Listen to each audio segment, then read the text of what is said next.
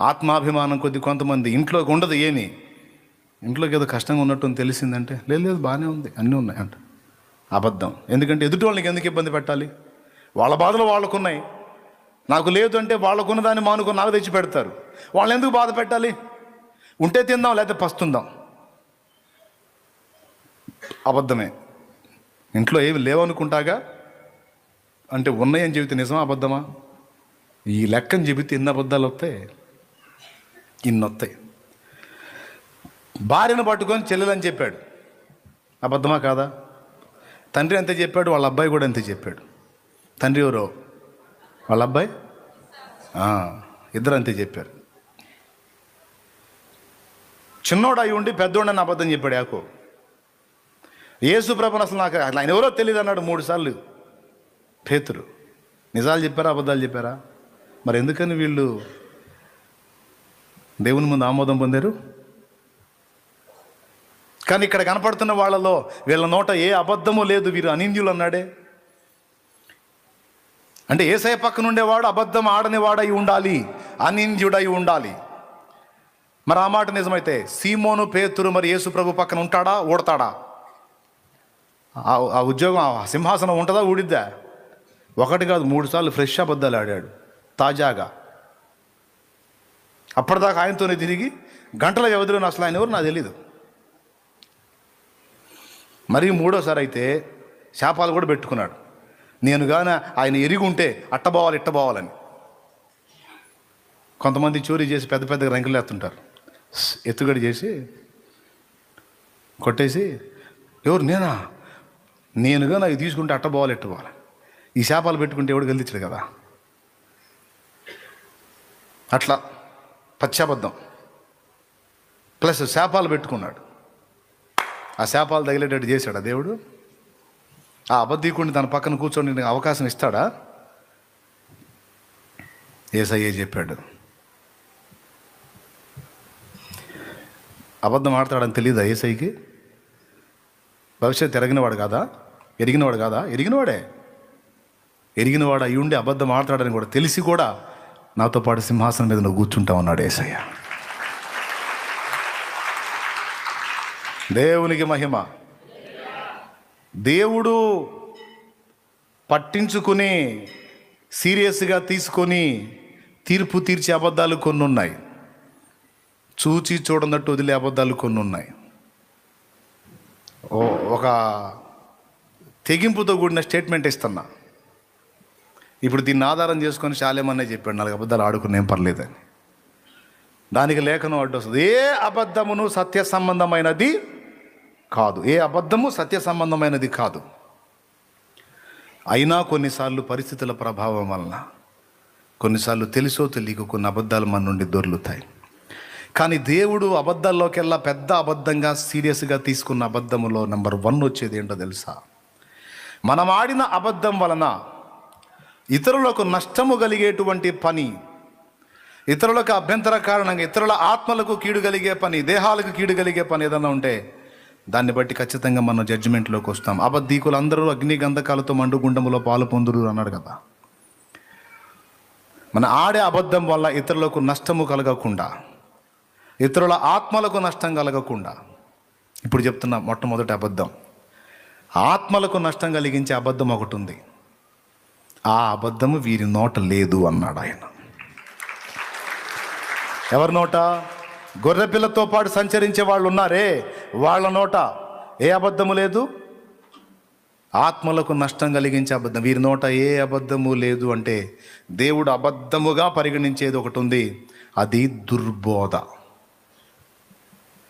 అబద్ధ బోధ, అసత్య బోధ, వాక్యానికి భిన్నమైన బోధ. వాక్యానికి భిన్నమైన బోధ ఎవడైనా చేస్తే వాడు లోకంలో మిగిలిన విషయాల్లో ఎంత సత్యవంతుడిగా ఉన్నా వాక్యములో వాడు అబద్ధము బోధిస్తే వాడి బోధ విన్న వాళ్ళ ఆత్మలు నష్టపోతాయి కనుక వాడికి తీర్పు ఉంది. అర్థమైతే స్తోత్రం చెప్పు, గట్టిగా చెప్పు.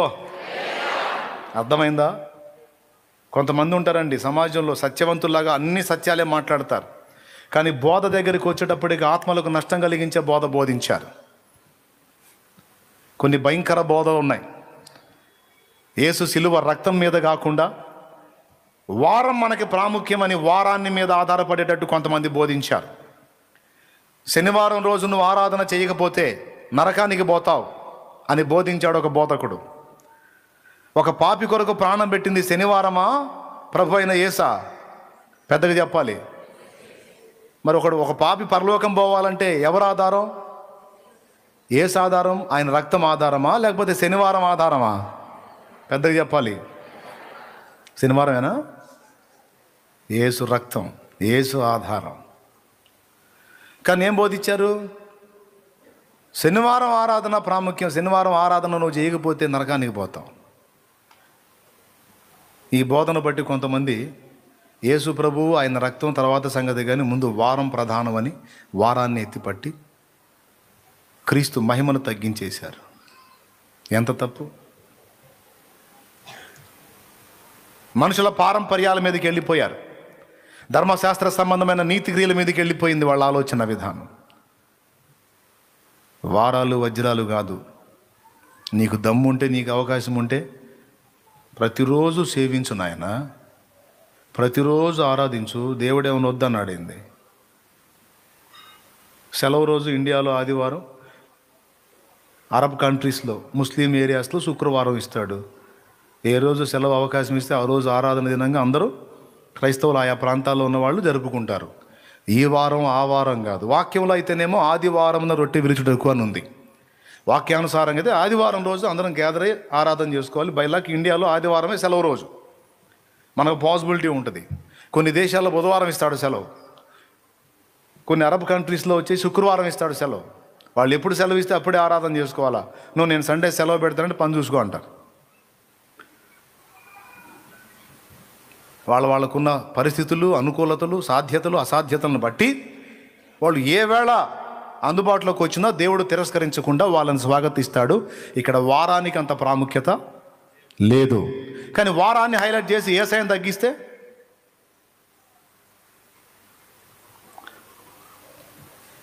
కొంతమంది కొన్ని రకాల బోధలు యేసు దేవుడు కాదని బోధించారు. కొంతమంది యేసు శిలువ అక్కర్లేదని బోధించారు. కొంతమంది విగ్రహార్పితం స్వీకరించవచ్చని బోధించారు. కొంతమంది మనం క్రీస్తు రక్తంలో కడగబడ్డాం, నిత్య రక్షణ పొందాం కనుక ఇక శరీరంతో ఏం చేసుకున్నా పర్వాలేదు, పరిశుద్ధ జీవితం, పవిత్ర జీవితంతో మనకు నిమిత్తం లేదని బోధించారు. కృపను బట్టి మనం రక్షించబడ్డాం కాబట్టి శరీరంతో ఏం చేసుకున్న ఇబ్బంది ఏం లేదు, శరీరం నిష్ప్రయోజనమైంది కదా, ఏం పర్వాలేదని బోధించారు. ఈ బోధలన్నీ అబద్ధాలు. ఈ అబద్ధాల ఫలితంగా చాలామంది ఆత్మలు భ్రష్టత్వంలోకి వెళ్ళిపోతాయి. ఈ నష్టం భయంకరమైన నష్టం. వీళ్ళని నంబర్ 1 అబద్ధీకుల లెక్కలో చేరుస్తాడన్నమాట. బోధ ఏదో 10 మంది ఆత్మలు గ్యాదర్ అయ్యారు, ఒక 20 మంది గ్యాదర్ అయ్యారు, ఒక 50 మంది, ఒక 100 మంది సంఘం కూడారు. ఇక నేను ఏది చెప్పినా నడిచిద్దని ఏది పడితే అది బోధిస్తే రేపు తీర్పులోకి రాక తప్పదు ప్రతి ఒక్కరూ. నేనైనా మీరైనా ఎవరైనా బోధ చేసేవాళ్ళు. దాని గురించే యాకోబు పత్రికలో మాట్లాడాడు 3:1 బోధకులమైన మనం మరి కఠినమైన తీర్పు పొందుదామని ఎరిగి మనలో అనేకులు బోధకులు కాకుందమో లేదా కాకుండుడి, మీలో అనేకులు బోధకులు కాకుండుడి అన్నాడు. ఏదో 100 మంది సంఘాన్ని కట్టేసి ఇక నేనే చెబుతాను మీరే వినండి, నేను ఏది చెబితే అదే సత్యం, ఇంకెవడేది చెప్పినా సత్యం కాదని మాట్లాడేవాడు రేపు భయంకరంగా బుక్ అవుతాడు. ఒకవేళ నువ్వే చెప్పాలనుకున్నావు అనుకో, పరిశోధించు, పరిశీలించు, సత్యమే బోధించాలనే స్థిర తీర్మానంతో, మంచి మనస్సాక్షితో పెద్దలు చేసిన ఉపదేశాన్ని గుర్తించు, లేఖనం ఏం చెబుతుందో గుర్తించు, వాక్యానుసారంగా బోధించు. ఇలాగూ చేసి నిన్నును నీ బోధ విన్నవారిని రక్షించుకుంటావు. లేఖనాలని జాగ్రత్తగా అధ్యయనం చేయి. సేవకుడా ఏదో 4 ఆత్మలు ఆ చేతికి చిక్కిని ఏదో ఒకటి చెప్తా, ఏ పూట కాపాడు దొర్లిస్తా కాదు. ఖచ్చితంగా వాళ్ళకి సిద్ధాంతపరమైన పునాదులు వేయాలి, సత్యం నేర్పించాలి. ఓయ్ ఏం చేస్తున్నావు?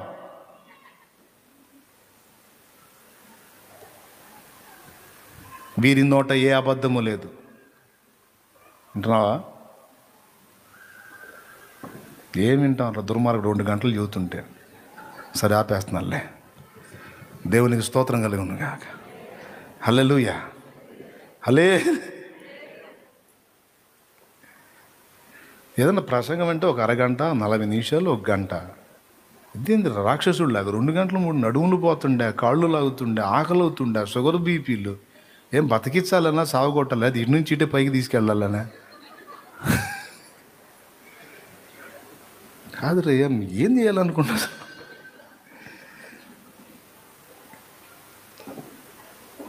అనుకుంటున్నారా